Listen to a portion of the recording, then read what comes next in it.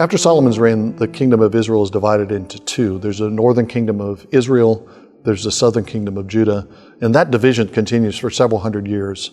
It looks like until the end of the history that's recorded in Kings, until the end of the history that's recorded in Chronicles. But it's important that we don't miss the way that the book of Chronicles in particular ends. The book of Chronicles does not end simply with this division, but it ends with something more hopeful. By the end of the book of Chronicles, the northern kingdom has fallen. The capital city of the northern kingdom, Samaria, has fallen to the Assyrians. People have been moved into the northern kingdom, and so you have pagans and Gentiles that are mixed in with the Jews in the northern kingdom. The kingdom of Judah continues for another century plus, but in an important sense, the kingdom of Judah reunites with the northern kingdom. That's particularly obvious in the reign of Hezekiah. Hezekiah decides to hold a great Passover feast, and he's going to have a Passover feast in Jerusalem. That's the capital city, of course, of the southern kingdom of Judah. But he's not content just to have the people of Judah gather in Jerusalem for this great Passover feast, but he sends couriers up into the area of the northern kingdom and invites people from the northern kingdom to come and join at the table of the Lord in the house of the Lord in Jerusalem. These couriers are sometimes mocked. There are people in the northern kingdom who don't accept the invitation. Reminds us of Jesus' parables about messengers that go out inviting people to the feast of a king who get beat up. That's kind of what happens to Hezekiah's messengers. But some people do respond, and so you have a faithful remnant coming from the northern kingdom and coming down to Jerusalem and sharing in this great Passover feast.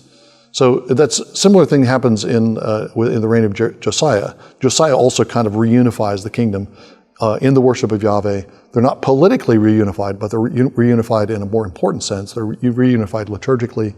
They're reunified in the worship of God.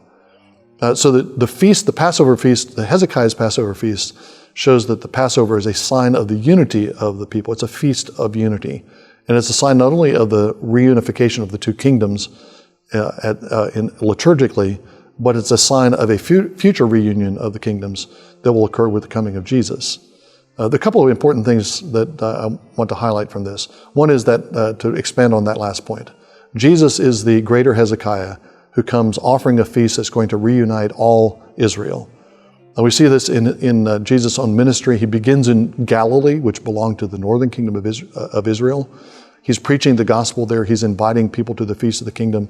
He goes down into Jerusalem. He's inviting people to the feast of the kingdom. You have people from the northern kingdom and the southern kingdom who are reunited at Jesus' table. And that continues in the book of Acts, because in Jerusalem, of course, the Spirit comes in Jerusalem, and the church begins in Jerusalem. But then Philip goes to Samaria, which is the northern kingdom, and he preaches the gospel there, and the Spirit falls there. And now you have table fellowship established, communion established between Jerusalem and Samaria in a way that it hadn't been since the time of Jeroboam. Jesus is the greater Hezekiah who reunites the kingdom of Israel. Another more practical point to make from this.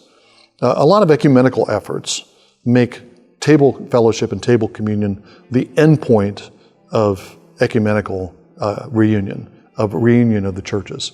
We have to sort through all the doctrinal differences, and once we sort through all the doctrinal differences, then we can establish intercommunion. We can have different people from different churches, different denominations, celebrating the Eucharist together. I think the Bible flips that around. In Hezekiah's case, the table of reunion, the feast of reunion comes first, and then Hezekiah embarks on his purge of idolatry. We establish table fellowship at the beginning of our efforts to reunite the church. We reunite at the table as one Israel, as one new man, as one people, and then as table companions, as table fellows, we seek to resolve our other differences, to purge idolatry from our own traditions and from other traditions, and to establish pure doctrine, pure teaching. But it's on the basis of that table fellowship. Jesus, the greater Hezekiah, invites us to his table, and that becomes the basis for the reunion of the church.